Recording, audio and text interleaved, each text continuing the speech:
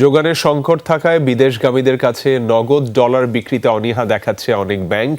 বাড়ানো হয়েছে সার্ভিস চার্জও। বাড়তি দাম দিয়েও ডলার মিলছে না। বাধ্য হয়ে মানি এক্সচেঞ্জ এবং দালালের শরণাপন্ন হতে হচ্ছে। মানি চেঞ্জের প্রতিষ্ঠানের মালিকরা বলছেন ঘোষিত দামে ডলার কিনতে পারছেন না তারা। ব্যাংকও বাড়তি দামে রেমিটেন্স কিনছে। ব্যাংকাররা বলছেন সংকটের কারণেই গ্রাহকদের নিরুৎসাহিত করা হচ্ছে। বিদেশ ভ্রমণে কার্ড ব্যবহারেরও পরামর্শ তাদের। শিক্ষা এবং চিকিৎসার পাশাপাশি বছরের শেষ সময়ে ছুটিতে বিদেশে যাচ্ছেন অনেকে। আগের তুলনায় উমরা করতে যাওয়ার পরিমাণও বেশি এবছর।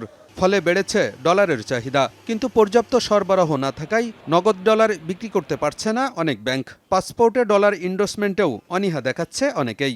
ব্যাংকে ডলার না পেয়ে মানি এক্সচেঞ্জের দ্বারস্থ হচ্ছেন গ্রাহকরা। সেখানেও একই অবস্থা। ঘোষিত দামে কোথাও ডলার পাচ্ছেন না তারা। বাধ্য হয়েই খোলা বাজার থেকে বাড়তি দামে ডলার কিনতে হচ্ছে বিদেশগামীদের। ব্যাংক রেটে তো সাধারণত পাওয়া যায় না, এটা আমরা সবাই জানি। লস হইলেও তারপরে আমরা যেতেছি, যেহেতু আমাদের বর্তমানে পরিস্থিতির উপরে শিকার। আমাদের পেশেন্ট আছে, তাকে নিয়ে যেতে হবে। 125 টাকা 50 পয়সা, কিন্তু ব্যাংক রেট তো আরও কম। কিন্তু এখানে দেখা যাচ্ছে যে যেই ব্যাংক রেট, আমাকে এখানে বেশি টাকা দিতে হচ্ছে, কিন্তু আমি তো ব্যাংক থেকে নিতে পারছি না। মানি এক্সচেঞ্জ মালিকরা বলছেন ব্যাংকের সাথে সমন্বয় করে অ্যাসোসিয়েশন ডলার লেনদেনের জন্য প্রতিদিন মূল্য নির্ধারণ করে দেয়, কিন্তু সেই দামে ডলার কিনতে পারছেন না বলেও জানান তারা। ব্যাংকগুলো নিজেদের ঘোষিত দামের চেয়ে রেমিটেন্স কেনার ক্ষেত্রে প্রতি ডলারে 12 থেকে 13 টাকা বেশি দিচ্ছে বলেও অভিযোগ তাদের। সে তো রেমিটেন্স পাঠায় 123 টাকা 25 পয়সা, তার সঙ্গে 2.5% ইনসেন্টিভ, ইনক্লুডিং যে তার ডলারের রেট পড়তেছে 125 থেকে 126 টাকা। 1000, 2000, 5000 ক্যাশ ডলার ক্যারি করে নিয়ে আসলো 114 টাকা 50 পয়সা। ওই ভদ্রলোক কি আমার কাছে বিক্রি করবে? তার এত কষ্টের উপার্জিত পয়সা 10 টাকা কমে। আমাদের রেটটার সমন্বয় করতে হবে।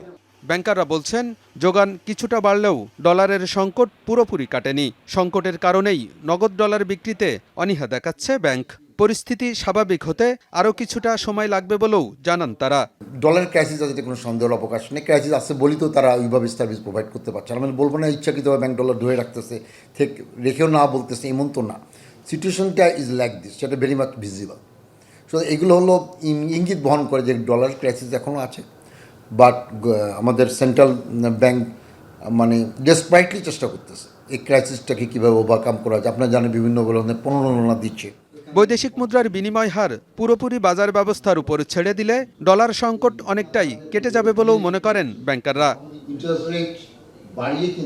আলমগীর হোসেন, যমুনা নিউজ, ঢাকা।